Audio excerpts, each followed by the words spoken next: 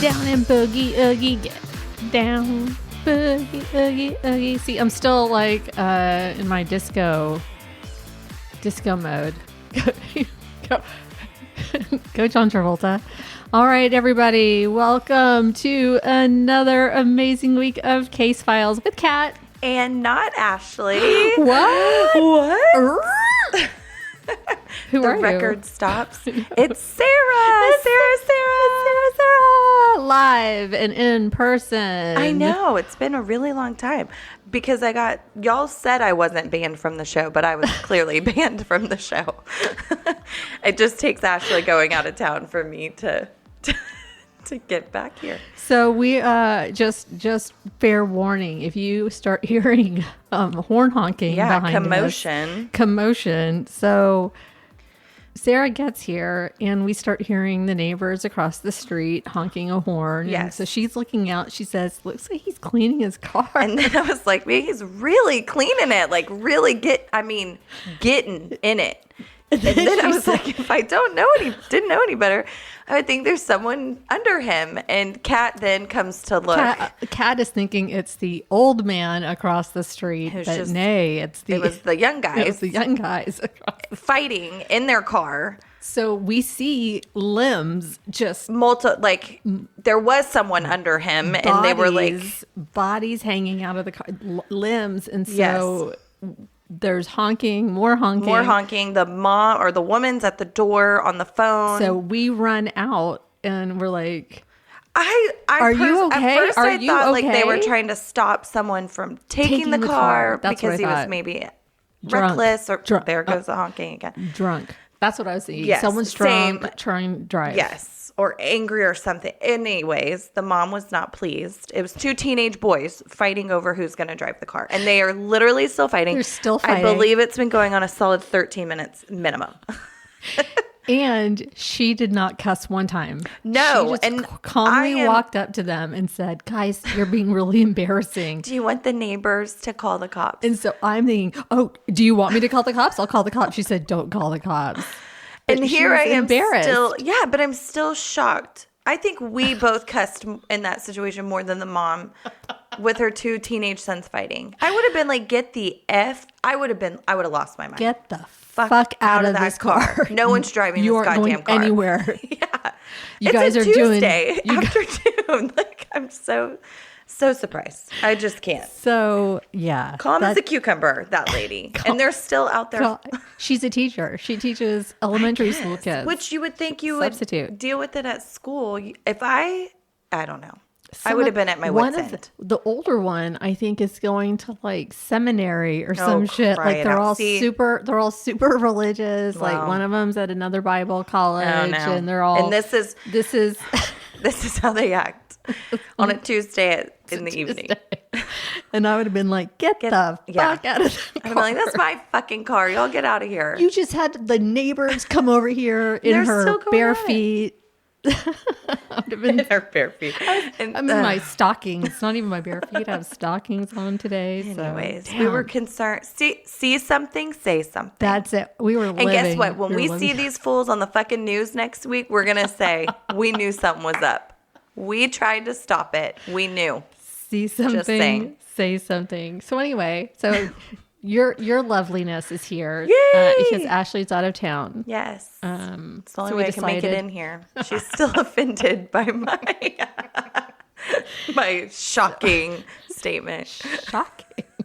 I still think that should be a sound bite on this show. Wizard, make it happen.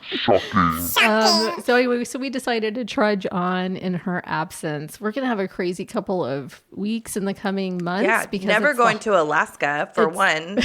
Sorry. She's never going to Alaska. That's for sure. Yeah. But yeah, crazy couple weeks. You're right. Well, we have the holidays coming up. So we've got, vacations, the holidays, people coming into town, going out of town. So we didn't want to skip too many of the weeks coming up. So you're getting the B team over here filling in. We didn't want you to miss us too much. Yeah. And what better cover for Ashley than for Sarah? Well, thank you. Thank you. You're basically. I know I haven't done my segment in a long time. I was sober for 9 months. Fell off the wagon the second that baby was born. Sober, some call it pregnant. Pump it up. Sober. Yeah, no, some call it pregnancy. I call it sobriety for 9 months, but forced sobriety. Not to make light of, real situations like that. But I was actually sober for my full pregnancy. Shocking. Done. Not doing that again. Third time, done so. So I'm happy to be here. Yay. I'm still recovering from a crazy weekend. I'm kind of recovering from your crazy weekend. I hosted a gala that you were there. It was amazing. You looked amazing. Thank you. As did you. Thank you. Before I even got there, I had 2 people text me, "Wait until you see Kat. She looks amazing." Stop it. Yeah. And I was like, I already know what she's planning on wearing. So I was thrilled, like dying to see you. And man, I had board members show up to the VIP going, we were in the car on the way home, on the way here going, what is Kat going to be wearing? I love that. Because last year's outfit was phenomenal. And you could have actually that was worn Rent the Runway. And you could have wore that again. But this one was exceptionally I was the disco ball. You were. You truly were. And that dance floor. The dance floor. Y'all, the whole dance floor was LED lights. It was incredible. It's like a parade. And my table was right off of it, and I did watch numerous people trip onto it. It was kind of comical. Yeah. Don't tell people I said that. But okay, so what are you drinking tonight? I am drinking the only thing I had in my fridge on my way out here that I put in my baby bottle bag to carry as a cooler. It's Blue Moon. The skinny little bottles. That's the Light Sky Tropical Wheat. I'm basic, y'all. Okay. Yeah, basic. I'm basic. You're basic. And I'm okay with that. That's all right. I'm doing, I didn't have any. Oh, what are you drinking? I'm my huge. This is St. Arnold. I'm doing Art Car. Yeah, that's Justin's go-to. Doing my Astros koozie. I know, and I didn't even bring my Astros koozie, but they're not playing tonight. I know, but I'm still, Still repping that H-Town. Team. Everybody in the country is rooting against the Astros, except for Houston. Yeah. And I'm okay with that. Hate us because you ain't us. Oh my God. Yeah. That all of our listeners just tuned out. I know. Okay, I know. I'm sorry. I'm just Sarah. I'm not the real show. So y'all please stick with them. Because Ashley is like, we would never talk about sports. No. Okay. And really this demographic is like, sports. There might be like 2 people. Uh-huh. Okay. So we're going to be talking a lot about drinking though. Okay. In my story. All right. Yeah. So not all fun and games. So it is part of it. Okay. So let's go ahead and get started. So this is part 1 of my story of Roch Thériault and the Ant Hill Kids cult. Oh, okay. Okay. We're doing it. Doesn't that sound like a band name? It does. For 1 second, I thought you were introducing a band. Thought we were at a concert for a second. No, but it totally does. Roch. I'm sure there's probably some weird group band out there somewhere. Or maybe even from the 90s. I don't know. So when we asked you the other day to do the show, and I said to you, I was like, this is going to be a dark story. You did not seem surprised. No, God, no. No, and actually I think it's so funny that the Wizard requested a light and funny show, and Ashley produces the Triangle of Alaska, which I think is actually quite frightening. It's frightening, but it's very interesting. It's still lighthearted. But she was like, your kids can listen to it. I'm like, no, Anderson is not going to listen to that. He would book a flight to Alaska. He's already Bigfoot's real, UFOs are real. Yeah, no. He saw it on the internet. And I'm like, oh God, we're going to have to talk about these conversations. Did you see the Bigfoot sighting video? No. From this couple on a train in Colorado? Literally just the other day. It's gone viral, but it's from what I understand, it's this clear as day mountainside, and this freaking shaggy-haired actual Bigfoot is walking and squats down. And I'm like, this is bizarre, so bizarre. Crystal clear video. Okay, the people are talking, so go find it. Well, from what I understand, there's this, it's in Colorado, okay? Mm-hmm. There's this outdoorsman store, camp store, or RV park or something that the owner dresses up as Sasquatch Bigfoot and does this on purpose.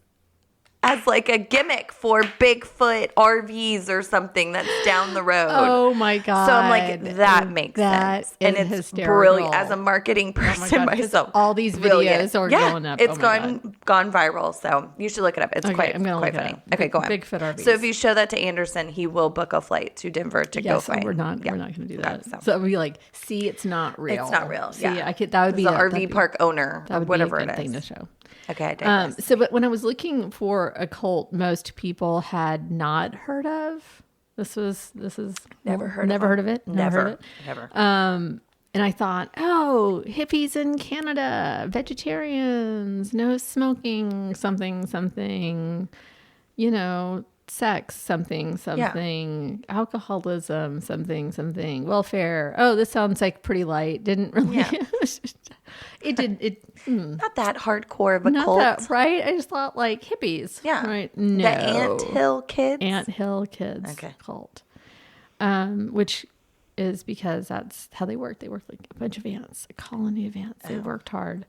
If I'm going in a cult, you ain't going to sell me on joining that cult by working hard.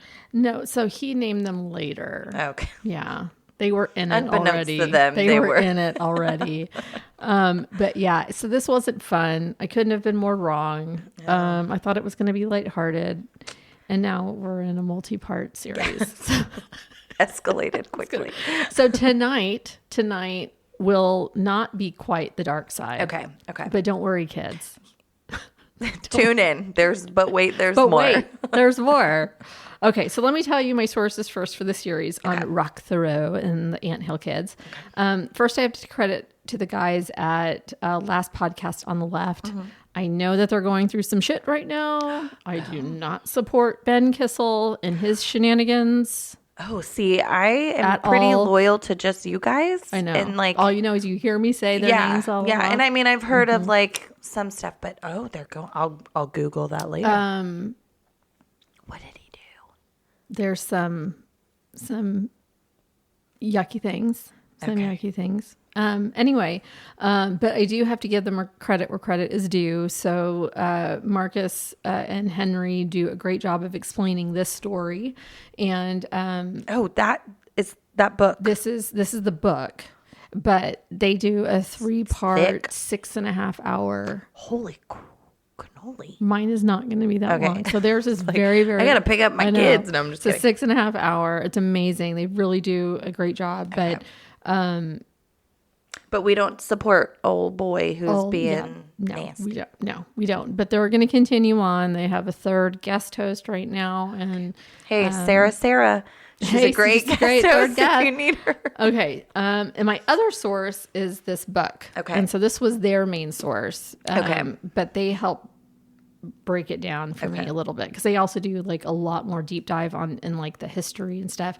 But this is Savage Messiah. It's by Paul Kyla and Ross Laver. Ross Laver, I'm not sure. There's the motorcycle you talked about. I know for a fact as a listener, they did not hear that motorcycle. Oh, wow. Yeah. You all start talking about stuff y'all hear, and I'm like, we don't hear that. That's funny. Except the cat. We do hear the cat when he gets up, which I did get to meet socks. Yeah. Yay. Yeah, he's so cute. So this is the shocking story of the cult leader Roch Thériault and the women who loved him. Bum, bum, bum. Oh, okay. And so it's the Last Podcast guys even say this. It's a pretty judgmental book. Like, like judgmental against those who find themselves in a cult, which I think I think is kind of unfair. Okay. I don't like it. So kind of judgy of like, these cult people, like you didn't. Weak-minded. Gotcha. You know what I mean? Okay. Like those kinds of people found themselves in this kind of thing. Not the fact that they were manipulated. Right. It's not. They were. There's some of that, but there's also some of the other, I get it. There's some other. It's kind of a little victim blaming on the sense of y'all wound up in I don't know. I'll have to think about that. I'll have to think about that, if that's victim blaming or not. Anyway, but they do put especially his beginnings. They put it into some kind of historical context because he's coming from a religion that was the offshoot of another religion, which was considered a cult. And then that's okay. It goes like that. Gotcha. But how he became the man he was. And then there's also a short documentary on YouTube called Very Bad Men, Cult Leader Roch Thériault and the Deadly Messiah crime documentary. And it's like a 40-minute, 30-something minute documentary, but they do interview one of the key characters from the story, which is very interesting. Like she's one of the key players. And so that is just interesting to see her as an older woman. And so many, decades past that event. And finally, not using it as a resource, but just want to laugh about it. There's a movie actually called Savage Messiah, which is, I'm guessing, based off of this. And it, the casting was great. The guy looks just like him. And I have to go, nope, that's the movie. That's the movie guy. Like when I was looking at pictures, trying to find pictures, but it was definitely made in the 70s and it's a very Canadian movie. And I don't know like why I feel like that, but I'm like, that's definitely a Canadian movie. I don't know, but they had to take some poetic license with the story to push it into 90 minutes, into one little movie. And so like there's a character that doesn't exist but kind of does, and they kind of put this whole thing, but the end scene is so when he gets caught is so freaking funny, and I'll talk about it in a little bit, but it's because it does come to an end. It's no spoilers. But it made me laugh so hard. Like I made Jason come in and watch it just for that one thing. He was like, God, this is horrible. And I'm like, yes, bad movie. It's 70s, it's just, but they tried. Gotcha. Okay. So let's dive into this crazy ass story. Shall we? Yeah. All right. You regretting this yet? No. All right. So Roch Thériault butchering that, was born on May 16th, 1947 in Quebec, Canada, into a French-Canadian family and raised in Thetford Mines. He's actually, this is a very interesting part of the story, he's actually a descendant of one of the oldest families in the country. Oh, wow. Yeah. And I found that super interesting. So actually, a little entitled, right? Like he born into like... No, it's not actually not like that at all. It's just one of the oldest French families to have come. So according to Stephen White, a genealogist at the Center for Acadian Studies at the University of Moncton, all of the Thériauts now living in Canada can trace their roots to Jean and Pierrine Thériault, who came to North America in the 1640s. Most likely from the region of Poitou in the west coast of France. With about 50 other families, they settled in Port Royal, a village on the Nova Scotia shore of the Bay of Fundy. That was the first agricultural settlement of Europeans on soil that is now Canadian. Wow, that is pretty cool. So then they got kind of got in the middle of the French and English battle over North America, and they kind of just stayed out of it, which wasn't really good for the English. They were like, get out of here. So they got shipped off, but nobody really wanted them. So like in 1755, 2,000 volunteer troops from New England captured the French garrison on the present-day border between Nova Scotia and New Brunswick. Although the Acadians had remained neutral throughout the French-English wars that century and offered to surrender their firearms as proof of their loyalty, Nova Scotia's governors were unimpressed. Lieutenant Governor Charles Lawrence ordered his 2,000 anti-Catholic troops to deport the Acadians and disperse them among the 13 colonies. His men burned houses and barns, breaking up communities and closely knit families. Herded aboard ships with little food or drinking water, an estimated 1/3 of the 6,000 to 10,000 deported Acadians died during or soon after the Exodus. Many of the Thériauts were sent to Virginia, which refused to accept them and shipped them to England when they stayed in internment camps. The British repatriated them to France. Finally, in 1785, 7 shiploads of Acadians, including many Thériauts, sailed back across the Atlantic and settled in Louisiana. Today, there are thousands of descendants of Jean Thériault among the state's 1 million Acadians or Cajuns. Wow. Whenever you were saying Acadian, I was honestly thinking of Louisiana. So that's crazy. So that's that. And then the more fortunate Acadians managed to flee from their homes before Lawrence's troops could round them up. And they arrived in New France, which is now Quebec. Interesting. And that's where Roch Thériault's family is descendant from. Wow. Mm-hmm. Okay. Yeah. So Hyacinth, I'm guessing that's how you pronounce it, this man's name, was born in that latter clan in 1921, and this is Roch's dad. Okay. The story about Roch's upbringing mostly comes from him because his dad, once all this shit came out, did not want to talk about his son. He just complained about his son, which is to say, like, all the shit Roch ever said was like not true. The stories got worse and bigger, and so like there's probably some that are true, and then there's some that just aren't. He wanted to make his origin story seem like he was the poor circus boy who was orphaned and or beaten all the time. He wanted to write it to make it so that people would feel bad for him. Yeah. Because he really loved that attention. So here's what we do know. So Hyacinth and his wife, Pierrette. Y'all think Ashley butchers words? I'm even worse. This is like, sure. Whatever you say, I'm positive is correct. We're going to go, yep.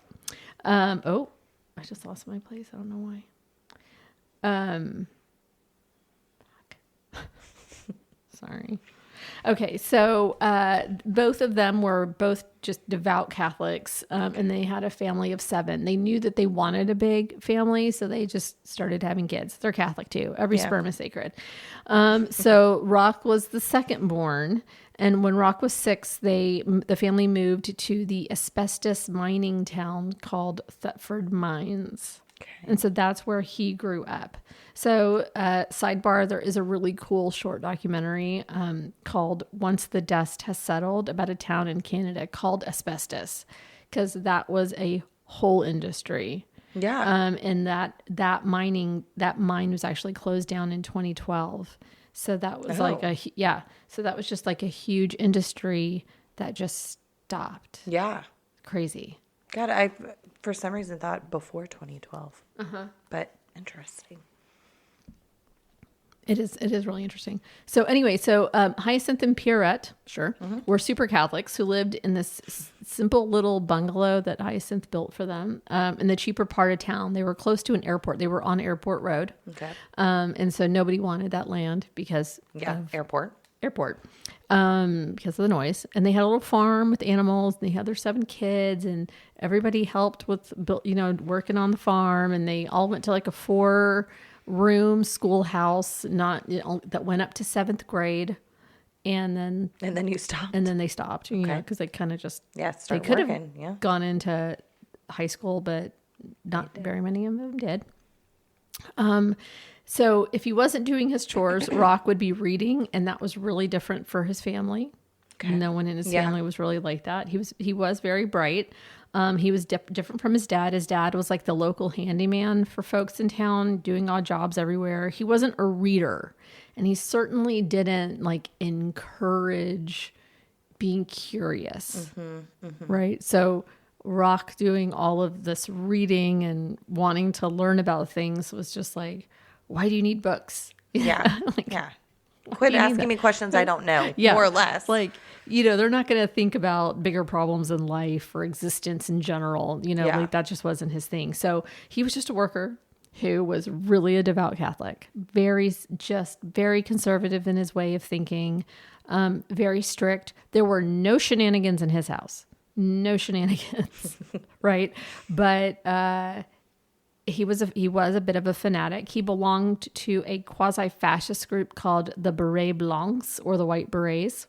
Okay. And they campaigned for more conservative values in the Catholic Church. Wow. So none of this progressive, curiosity type. None of that. Let's keep it. There was also some pretty anti-Semitic stuff going on in the White Berets. So like their pamphlets would talk about, sort of globalism, which is just a code word for Jews, and then like, anti-globalists, and they would draw pictures of bankers that looked like the little goblins from Harry Potter, which was to me also very anti-Semitic. Yeah. Yeah. I mean, you're doing the thing. It's the exact stereotype that's always So anyway, loved Harry Potter, but can't handle that. So anyway, Hyacinth would make his kids go door to door on Sunday after church for the White Berets. And they would all have to, wear their hats, and then they'd knock on the door. And as soon as someone would open the door, they'd have to fall to their knees and start to pray. These children would have to start praying. And then he'd be like, they're praying. So, for your soul, basically. So you need to give us money. And so they would do that until they were given money. Oh my gosh. Here's a nickel. Get off my porch. Quit praying for me. You gotta give the kids money. Look at them. Look at them. They won't leave you.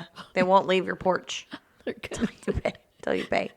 So Roch hated that. I mean, any kid would. He was embarrassed. Well, then, especially being intelligent, bright, and curious. Yeah, I'm sure he was like, he'd have to wear this goddamn white beret and go beg for money door to door for his dad and have to do all these things. He was teased because he was older. So he was teased. He was kind of picked on about it, like, oh, your dad makes you do this kind of a thing.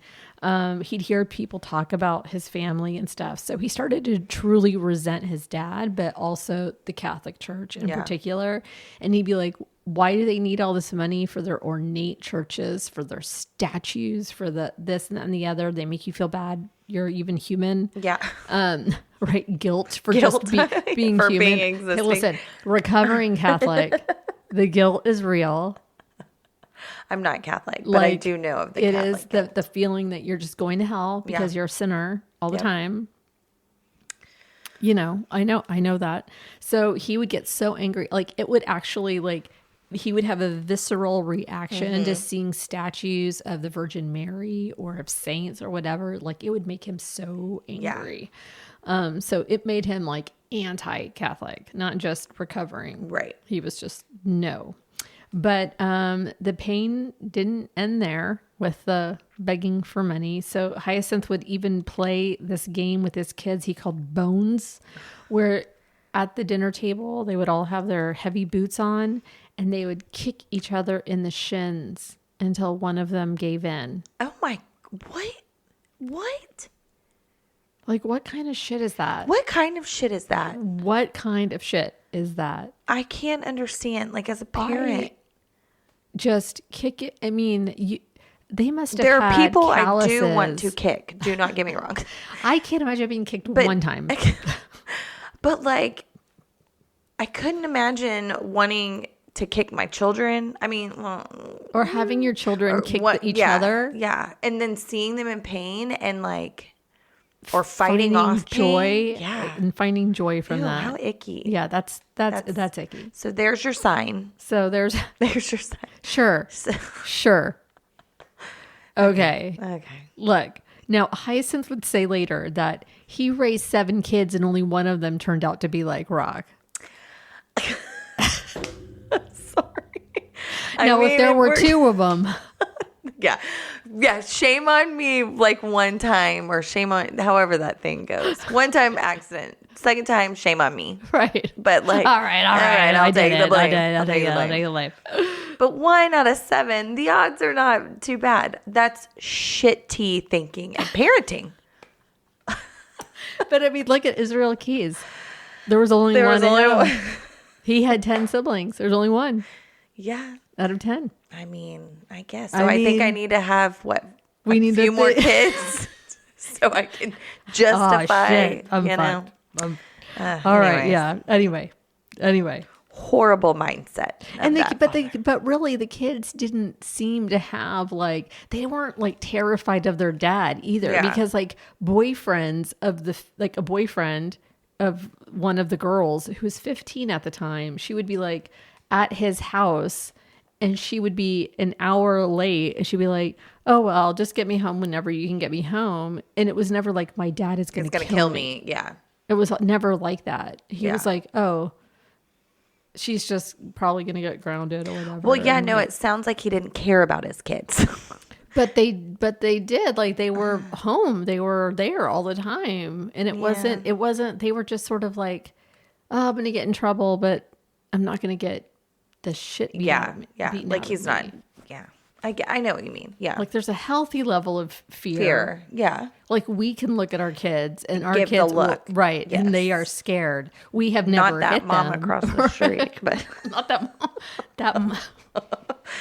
Isn't that a funny way to start this story? I feel like a lot super religious. Like, I mean, did you say that? Anyway. They are super religious. Okay, and well, I would be like, get the fuck out of that car right now. Oh man, I would be so embarrassed. They'd be grounded. Because I was like, do you want me to call the cops? And she's like, I'm going to talk about that for days. Don't call the cops. Okay. All right. We digress. Sorry. Okay. So, but Roch started in his teens to tell stories about his family to get sympathy. Get sympathy. He was like, oh yeah, well, my mom and dad don't pay me enough attention.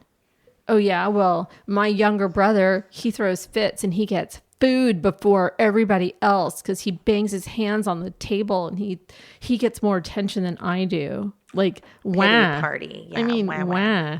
You know what I mean? Yeah. Just like, does that work? Were your friends like, I know. Oh yeah, I'm so dude. Sorry. Your mom and dad.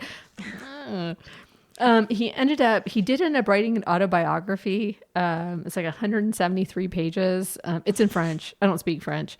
That's cut down. The editor cut that down. Okay. But he really tries to play on this like whole idea about mom and dad not paying attention. He tells all these crazy stories.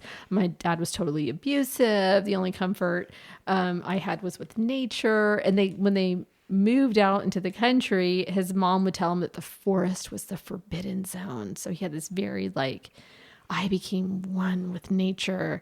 And one day he goes into the forest and he was a young child and he came upon a family, a mama bear and her two cubs. And the mama bear played with him like he was one of her cubs, rolled him around and spent the whole afternoon with this mama bear and cubs. Oh my gosh.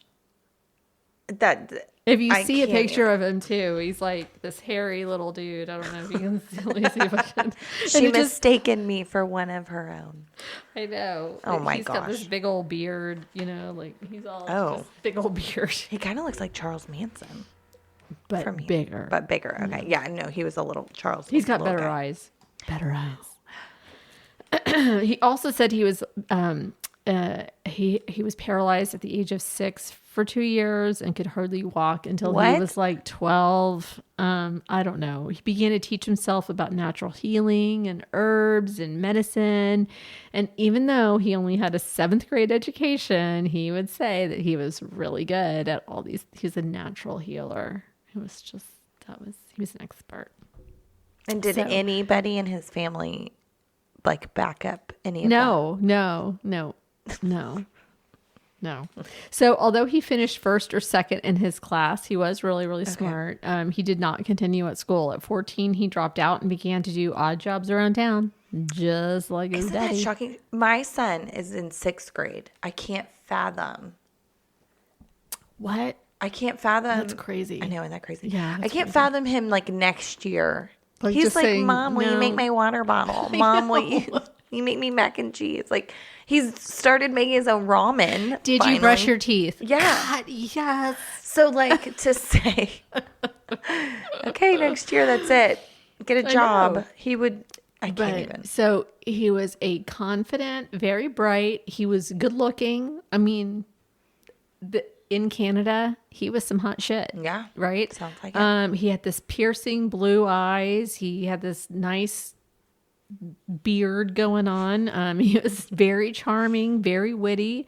He was a born entertainer. That's something a lot of people would have said about him. Okay. He was very funny. He was like, oh, let me tell you a joke, Yeah. Like that was just him.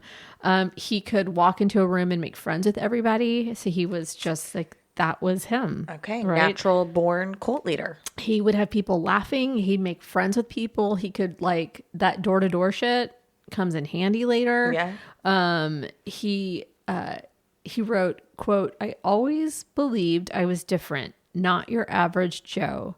This was not only a mental impression, but also an anatomical one. Oh. In other words, he was well endowed. He had a big schlong. This also comes up many times, many times. So drunk Roch and his big thong, big dong. That just happens all over. He's very predictable about it. Okay. So when all of this does come to an end, like I said earlier, so no spoiler here, but in the movie Savage Messiah, when they catch him and they're like, okay, you got to take the rope off. Like he had something wrapped around his waist and like, you have to take your rope off. And he's like, okay, I will. But let me warn you. You may find out that my best quality is not my eyes. And he really said that, like in real life. Oh man, I'm gonna start using that. I'm just gonna start using. And they're gonna be like, but wait, you might find out my best quality isn't my eyes. So what is it? You'll find out if you need to. We'll all find out together. We're all gonna find out. Anyway, he was really Don't proud. let my husband hear that line because everybody talks about how pretty his eyes are. Just don't. Yeah, he text him. BT Dubs, Fergie Fergs. All right. Well, he was proud of his junk, so now Fergie Fergs can be proud of his. Okay, so during these crazy years of odd jobbing it all around town, he meets a young woman named Francine Grenier. Again, these names. They're beautiful. You're saying them beautifully, yes. Butchering them. I'm trying. I did try to hear the pronunciation, but gosh, no. Anyway, so Francine is swept off her feet by this romantic Lothario. He really thought of himself as a Lothario, with no money. Sometimes, like, I'm all about girl power and women rule the world, but sometimes they're so dumb. Girl power. I mean, really, you just have to. It's someone who is romantic and sweeps you off your feet like that. But ain't got a job, ain't got no money. You ain't got no job. It's Friday. It's Friday. You ain't got no job. My gosh. But he's well endowed. I know we ain't got money. I'm so in love with you, honey. Right? Yeah. I mean, you don't need money. But they were soon married. Of course. And he built them a 1.5 story little bungalow about a kilometer away from his parents. Yeah, he built them a little house. I mean, he was handy. Yeah, I guess so. I mean, so he was handy. A short while later, Roch convinced Francine to move to Montreal, where he somehow talked his way into working for the fire department, doing inspections on chimneys. Okay. You have a 7th grade education. Sure. You got beautiful eyes and maybe some more.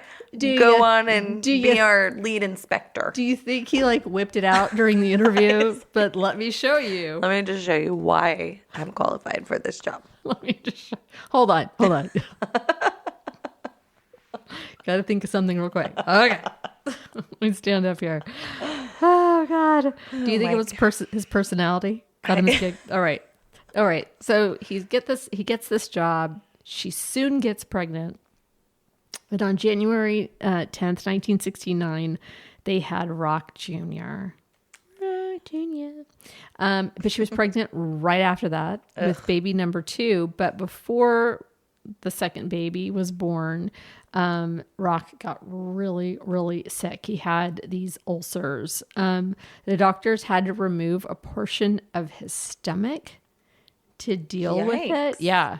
And that had a huge impact on Roch, like emotionally, mentally, physically. Obviously, he spent hours and hours poring over medical books and finding out about the surgery that he was about to have. So where like when he went in for surgery, he was like, I know what's going to happen. This is what you're going to, that's annoying. Like, let me give you, it's all of us now with WebMD. I know. Google. Actually, yeah, that's true. So he knew how step by step to do the surgery. He just knew how to do it. Okay. And so he felt himself to be just an expert doctor already. He was super qualified to do surgery at this point. And this comes up later in the story. Oh, gosh. Yep. But after the surgery, there were complications, and he was diagnosed with dumping syndrome.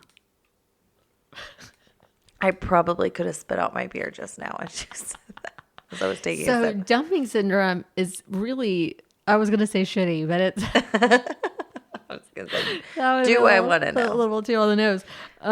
So according to the Mayo Clinic, dumping syndrome is a condition in which food, especially food high in sugar, moves from your stomach into your small bowel too quickly after you eat. Sometimes it's called rapid gastric emptying. Dumping syndrome most often occurs as a result of surgery on your stomach or esophagus. So it's rare, but it does happen. So it's what it sounds like. So basically, like the food doesn't get broken up in your stomach after you eat. So it goes through your intestines intact. So you're not absorbing the nutrients. Of the food, and then it's just coming out the end. And the last podcast guys were like, it's like if you ate a whole hot dog and then it just kind of comes out as a whole hot dog because it's not breaking down. It's not breaking down. Yeah, it's not digesting. So you'd have to change. Is he moving the garbage cans right now?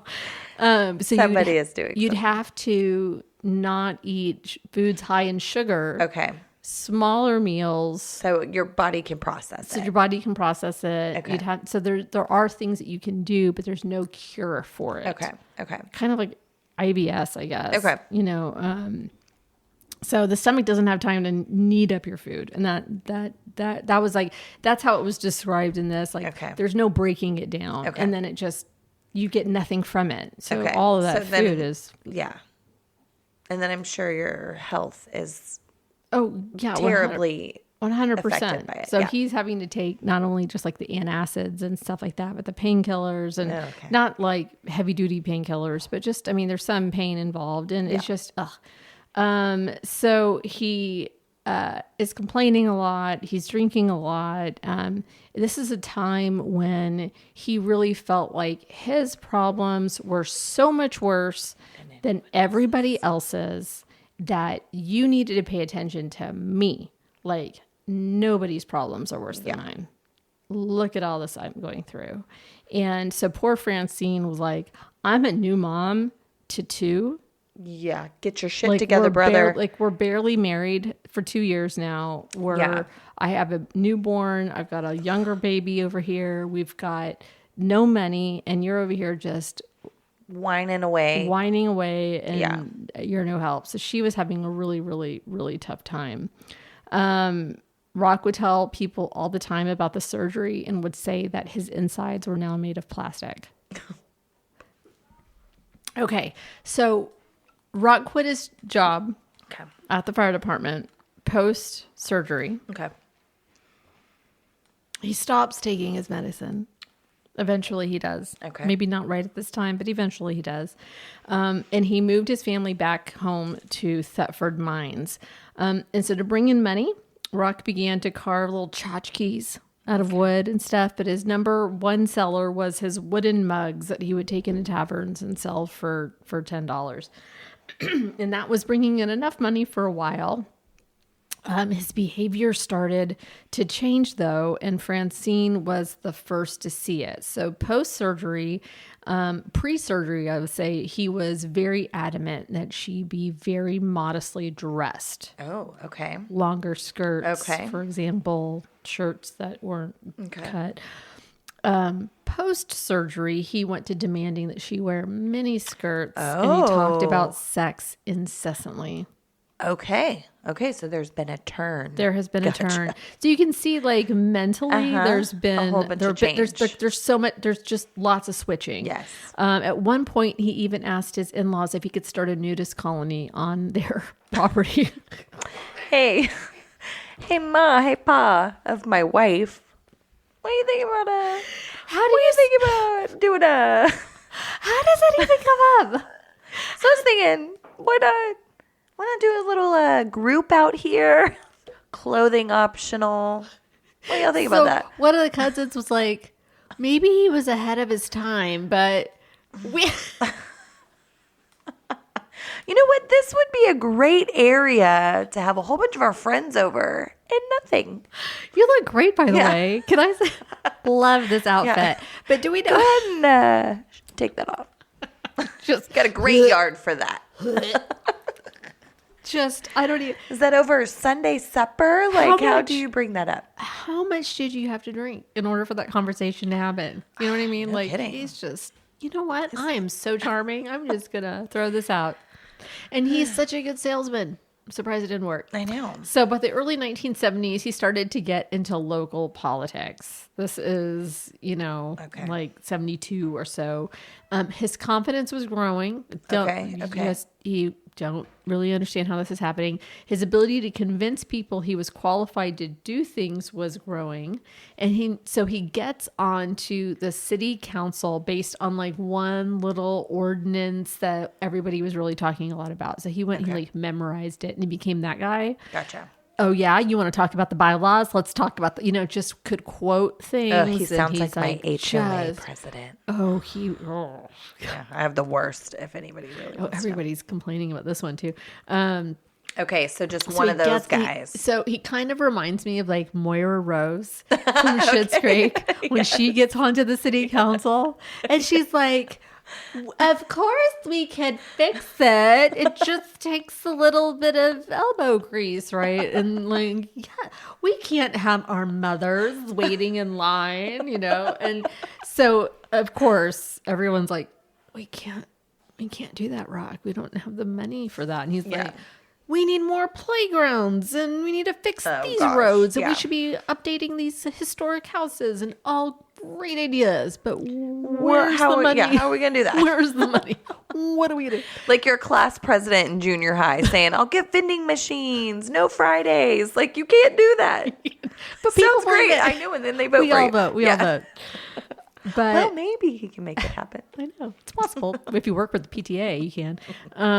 But he really was having to compromise, and he didn't want to. Okay. He was like, I want this, this, and this. And they'd be like, we can't do that. And be like, blah. He would just storm away. Like, there was no compromising. Gotcha. And you can't govern. Can't do that. Yeah. Nobody can govern like that. Yeah. Talking to everybody out there.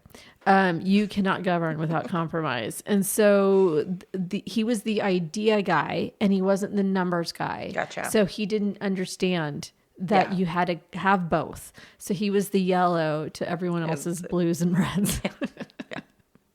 Leadership. Yes. What up? So eventually in early 1976, Roch just stopped showing up to these meetings altogether. Thank goodness. So they voted him off. They're like, oh, look, there's a provision in here that says if you don't show up to meetings, we can vote you out. And they didn't. Funny. So they did. And okay. They were kind of afraid he'd come back with some obscure bylaw to that, but they didn't. He didn't. So then Roch got his first taste of something that would lead him down his final path. Okay. This is like only in retrospect can you look at this man's life and see all of these little puzzle pieces that actually come together. I mean, 100%. That's so and funny. It's funny because Jason will be like, look at how far I've come in my trajectory, my professional trajectory. And only in retrospect can we look back and say, I was just in the right place and doing the right things to get me to where I am. And this guy, like, wow. All these wacky things have just... all the wacky things line up. And his stuff is wacky. So after his wood carving business went kaput, wood carving, they even bring up the wood carving in the movie Savage Messiah. But they bring it up. Are the kids in here? No, they're all in there. They bring it up by him putting down. I don't even know where It's like they put down. He made like a horse or a ram or a goat or something, and like on its hind legs with a huge penis. Because they were like, "Oh, that's sad." Here. I know my finger was over it. Hold on. Oh, you have it on there. Still sad. Still sad. But he... I thought you were going to say a replica of his own. Of his own. But it's even weirder, honestly, that of an they animal. make those. Okay. They make those dildos out of wood. No, I know. I thought you were literally going to say he pioneered that. You should have thought of that. I thought that's what you were going to say. He would be a millionaire. He would be a millionaire because apparently it was good. Oh, man. So he... definitely was definitely a part of the movie. They're like, how do we bring up that he has a big dick? How do we do that? That's how they did it. Oh my gosh. That's how they did it. Okay. So did he like pay them to do that? Like, it's so funny. God, he might have still been alive. I don't know. So around this time, he started to have a growing fascination with the occult, which led him to become a part of the Aramis Club. And the Aramis Club is like the French Canadian equivalent of the Shriners. Okay. And the Shriners are all well and good, but they still have the secret meaning. It's a little weird. And I think they, like the Masons, do all their good. But what are they? Yeah. What are you doing behind the good? Why can't we see what's going on? Why isn't there a little more transparency? Exactly. A little weird. Yeah. It's a little weird. So he eventually worked his way up to be the Shriners president. Come for us. I know they are. They come. The president of the initiation committee, which oversaw the secret rules for new members, rituals for new members. So like the Masons, he was in charge of that. All the rituals, right? When you have someone in charge of your rituals, it's a little concerning, right? Mm-hmm. Okay. Mm-hmm. Just so we're on the same page. But as soon as he got the job, he started to change the rituals. Of course he did. Because he's like, ha-ha! Tricked ya. So since the club was affiliated with the Catholic Church, and he doesn't like it. He used his position to thumb his nose at it. And one day he even showed up with his robe having the face of the devil on it, on the back of it. Okay. And he's like, ha! And then he was like, all new members have to have the face of the devil on the robe. And I bet they went around. Did they go along with They were like, what? Okay. Seems a little weird, but we'll do it. So it didn't last long. Okay. His little stint in the air. Because at first they were like, what? I don't like it. I don't like it. I don't like it. And so they were, like, look, we're just a bunch of regular Catholic dudes. You're trying to come in here. We want to just do a little bit of weird shit. That's kind of a lot of weird shit. We want our weird shit not so obvious. We didn't want to wear our weird shit on our back. We just wanted to be like eyes wide shut. We did.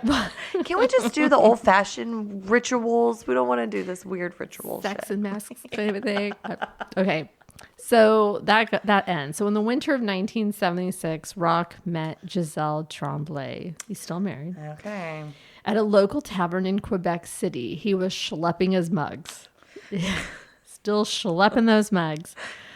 She was living with her. It made me think of you and I selling mulligans. Mulligans. Get your mulligans. Wooden mugs. Get your wooden mugs and them clanking together. Get your champagne. I did that on Friday. Okay, so she was living with her sister in a little apartment and had just ended a relationship that was going nowhere. So she also had a tough upbringing. Her dad was away for most of the year working. He only came home twice a year. Oh. So daddy issues. She loved him. She loved him a lot. And she just has all of these wonderful memories of he'd come home and he'd get into the rocking chair and they'd sit in front of the fire and he would just rock her and rock her and rock her. And she was like, she really never felt safer than in those times. But she just loved him so much. Her mom, on the other hand, she was a hot fucking mess. She made Giselle, being one of the oldest, to take care of the kids and take care of the house, and she would go out and party. Oh. She felt like the money that dad was sending home for all of them belonged to her, and so they went without a lot. That's terrible. They had an older lady that would babysit them, but as she became less available because she was old, she would lock them in the attic with no babysitter, and the little boys would look through the slats of the ceiling and be like, "But mommy, stay." And that's they would just terrible. Cry. Yeah. That could be its own damn episode. Yeah. But when dad would come home, she would be the perfect wife, the perfect mother. She would actually go grocery shopping. She would cook all the meals. Pretend everything was fine. The house was spick and span. And the kids were like, this bitch is bullshit. Yeah, Dad, they were fucking pissed. Idea. They were pissed. I mean, she would put on a show and mom would resent how much the kids would be so happy that dad would be there. Well, yeah. Duh. You locked us on the attic. Yeah, it just ate away at her. And mom in particular would resent how much Giselle, because she was old enough to know. She would celebrate his return, get back in his lap, have all these, moments, sweet moments. And that tension never went away. Eventually, he did catch on to her shenanigans and kept the money that, had a conversation with Giselle saying, I'm going to send the money to you and you tell your mom what she can spend after all of the bills are paid. That's going to go over well. So mom was like, the fuck she is. Yeah. Right. But she ended up leaving. She finished high school and left. But her dad would say, if you ever become a wife, you be the best wife you can and listen to your husband and kind of this whole be obedient to him. And she saw her mom being the opposite of that. Yeah. And so she was like, I don't want to be that kind of wife and mom. I want to be the opposite of that. So I will be obedient and I will be a good mom and a good wife. I will listen to my husband. That was it in a weird, twisted way. I don't want to be like that. So I'm going to be the opposite. And the only other way she saw was to be obedient, right? Yeah. So when the relationship that she was in ended, she decided to go back home again. And it was great for her to be around her dad more, but her mom was not having it. It drove her mom crazy. And so she basically gave her the ultimatum. She came in with a suitcase and put it on her bed and was like, it's you or me. Oh my God. Isn't that terrible? Ugh. And so she said, it's going to be me. And so she saved up money and she eventually left. And she moved to Quebec City to be with her sister. Her sister Jacqueline already had an apartment there. So she moved in with her sister. And I will say this, every one of the women who end up involved in the circle of Roch had a story not too dissimilar. It's all like this. Isn't that crazy? It's all they all had stories like this. And it's like Roch had this sixth sense about people. Honed in on it. Right. Yeah. And Giselle would even say it. He'd find your weakness where you are most insecure and he would prey on that. He'd use it against you. It's like he'd love bomb and love bomb and love bomb, and then you're in love. And then a lot of these, there was one expert on cults who's in one of the documentaries. He says, love is blind. You fall in love, and then love is blind. And you are in the situation that you just wouldn't expect yourself to be in. Yeah. Here's this person with piercing blue eyes who looks at you and sees you, who you feel like sees you, sees what you're insecure about, sees what you worry about, and sees it and talks to you about it. And you're like, I've never felt this before. Right. Oh my gosh, this person cares about me. They're surrounded by people who care about me, and we're all thinking the same. We all want to do good things in the world. We all want to have a closer relationship with God. And this man is going to take me there. Yeah, he gets it. He knows. And this is during that time where everyone's looking for, this is the height of cults, because everyone is looking at organized religion and saying, this isn't for me. I'm looking to expand my horizon spiritually. More spiritual, yeah. And what is that? Is it healthy living? Is it, the being a vegetarian, doing yoga, going off and living on an ashram? Is it, being on a beach and just being the crazy Jesus kids and, all of these different things. It's all having a sense of belonging that speaks to you rather than just like someone doing mass on a Sunday. Right. Where there's that need to belong is so being great. Seen. Yes. And so I was like, I kind of like that way of describing it. 'Cause it's like, when you fall in love, you fall in love. And that's like, boom. We see that. You see that with all sorts of different circumstances where you see it looking in, but the person in it, whether it be good, bad, or indifferent. But so I see, I get it. Even for myself, like when you fall in love, you just, you're there. You're there until you're not there anymore. Or you're there forever. It's like, this is my person. So, at this point but how does he know? There weren't any books. Maybe there were. How does he know the cult playbook? Like, they all do it. I know. I honestly think just, it's a weird part of human nature. Like the wolf after the sheep. You know what I mean? Like, yeah, maybe. They just have that, they're a bad soul, and they have that sixth sense, like you said, and they're a predator. But he knew, like, and I'll get into this in a later episode, but like he knows to separate. He knows to divide and conquer. He knows all of these things. But I think it's just deep rooted badness. It's malignant narcissism. Yeah. Like psychopathy. I don't know. It's just like, it's crazy. Yeah. It's just crazy how much there is a playbook, and he's following it right now to a T. And it's really insane. Anyway, so he's still married to Francine. Giselle is drawn to Roch. She's got him, and she's got this other guy, and they're both going after her at the same time. And one of them's just kind of a normal dude who's like, I don't know, I'm kind of thinking we should get married sometime. And she's like, ugh. And because of her history. And then there's Roch, who's like, we can change the world. Right? Yeah. And so then she's like, I don't know, this guy seems more my speed. Yeah. So she ends things with the other guy. Excuse me. She ends things with the other guy. Nice guys finish last. Oh, man. Yeah.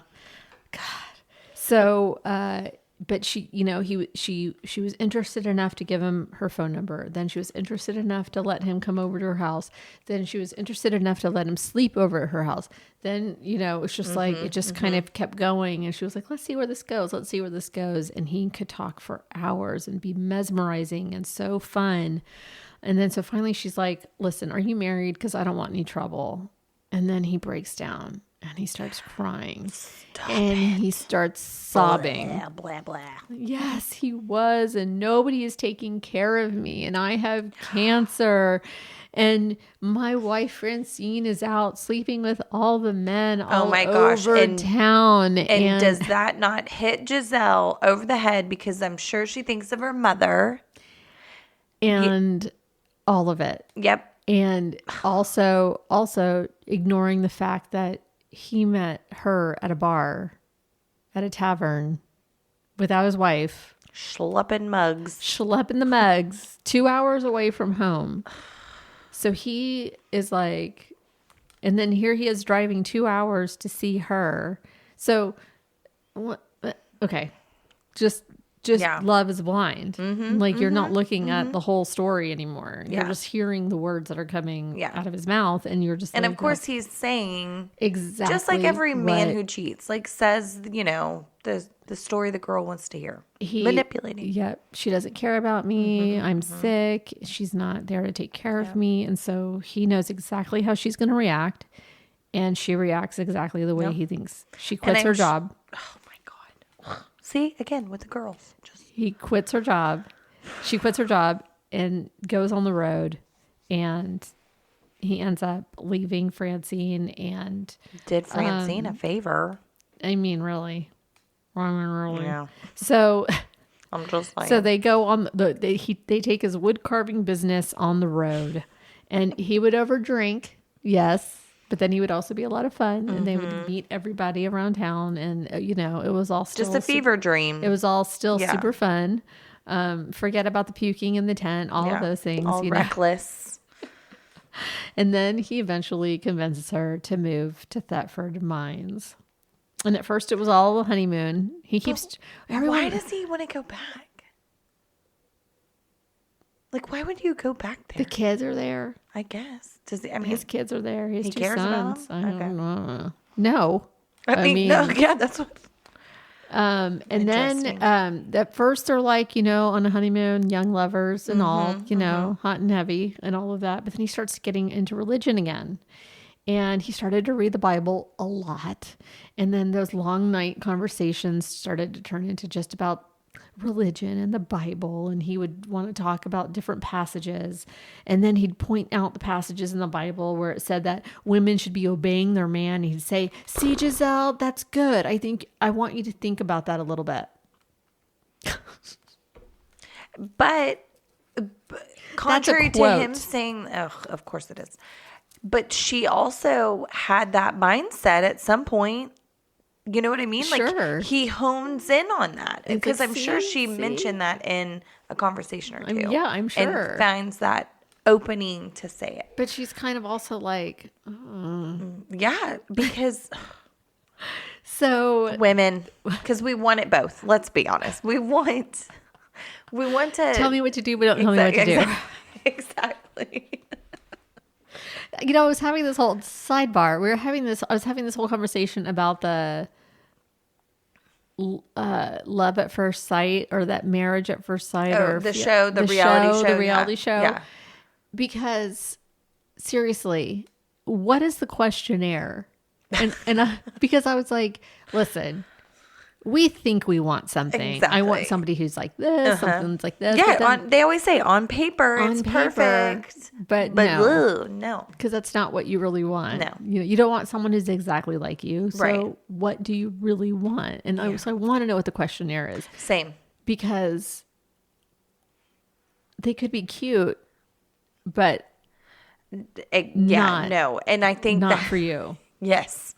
Well, and that's what I think is part of the thing is the physical attraction is always what, like, even on, and not that I'm on dating apps, but I have single friends. They go through the dating apps and it's the physical thing, but reality is that doesn't work. You need a little mixture of both. But no, I would love to. Well, here's the thing with those shows. There is a questionnaire and they just pick what they know is going to be a dumpster fire and they put it on TV. Well, so Gons, the DJ from Saturday, he did one of those weddings. Oh. And so is there someone calling me? So he remembers, like, and he was like, "Oh yeah, they're still married." Well, yeah, because I mean, you shoot a dart, right? One's going to stick bullseye at some point. And I was just like, I want to know what the questionnaire was. Like, how could they know? I know. That's crazy. So anyway, we digress. Anyway, so this obvious turn toward the Bible was leading only to one place. But the next step on this seemingly unobvious but obvious journey was to join up with the Seventh-day Adventist Church, which itself was an offshoot, so a cult off of a cult. Yeah. Don't come for us. Catholics. Don't come for us. No, so the Seventh-day Adventists were is the largest of several Adventist groups which arose from the Millerite movement of the 1840s in upstate New York, a phase of the Second Great Awakening. William Miller predicted on the basis of Daniel 8:14 through 16 and the day-year principle that Jesus Christ would return to earth between the spring of 1843 and the spring of 1844. In the summer of 1844, Millerites came to believe that Jesus would return on October 22nd, 1844. Okay. And when that failed to come to fruition, it became known as the Great Disappointment. Now, if anything makes sense in this story, it is that right there. That's it. So I'm going to use that line too. The Great Disappointment. And that then led to the Great Disappointment. So some people, of course, left the church, and those that didn't were like, wait, the date was wrong. That's it. The date was wrong. Always. So the calendars were different back then. So they just kind of dug their heels in even more. So that we see that happening with all those doomsday church cults that come up. If the date was wrong, they just go, it was just wrong. Yeah. That's it. We weren't wrong. The date was wrong. Another offshoot of Seventh-day Adventism was the Branch Davidians. Okay. They were not formally acknowledged by the Seventh-day Adventist Church, but that didn't stop them from having Seventh-day Adventists in their name. It's the Branch Davidian Union of the Seventh-day Adventist Church. Yeah. So, but they would actually recruit people from SDA churches. Like that was their like basis. Okay. And then David Koresh just, literally blew all that up. Anyway, so from this book, Savage Messiah, this is okay. Dibba-doop. So sitting in the audience on the first night of the crusade was a clean-shaven 29-year-old with deep blue eyes and a shiny but now prematurely bald head. George Hermans cannot remember if he met or spoke to Roch Thériault that night, but before long, he was to become all too familiar with the strange young man. He struck me as the kind of person, Herman said years later, who would easily become a fanatic. Bum, bum, bum. So Roch came back again and again, attracted to the Adventists' message of spiritual redemption and the coming judgment day. It wasn't anything like the church he had grown up with. There was no ornate cathedrals, no incomprehensible rituals, no cold, aloof priests who tried to make their congregation feel guilty for simply being human. Prosper and his colleagues were modest men who took a personal interest in the lives of others. They dressed simply and needed only a Bible to preach the word of the prophets. Beyond that, Roch knew that his father would be outraged by his decision to break away from the Catholic Church. Yep. So Prosper was one of the original pastors that came into the town. When he went back to Montreal, his place was taken by Pastor Pierre Zida. And he was a 29-year-old pastor, so not much younger or older than Roch, very close. So they would meet there was just 6 adults and a few children in the little congregation. They could have still met up during COVID. I mean, yeah, I know. But they would meet up in a little strip motel on the edge of town, and they met at 9:30 in the morning, sing hymns for 15 minutes, which is really the best part. And then Zita would preside over an hour-long Sabbath school devoted to the study of Seventh-day Adventist tenets, usually opening with a question like, when does Jesus Christ say he will return to earth? Or, what will Christ do when he comes? Huge question. That was followed by a 15-minute recess and an hour of prayer finishing at noon. After a simple lunch, the troop would embark on door-to-door witnessing to spread the gospel. He's back at it. They called him Brother Thériault. Okay. And he quit. So in line with church teachings, he quit drinking and smoking and adopted a vegetarian diet. And he demonstrated his skills as a recruiter early on, dragging Giselle out to meetings and urging her to follow his example. She said, the first time he brought it up, he told me he'd met some Seventh-day Adventists and he really liked them.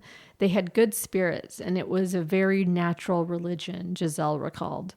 There was a priest who had meetings every Saturday, a black man who talked to Roch often. I guess the priest didn't want Roch living with a woman who wasn't his wife because he started sleeping in his truck.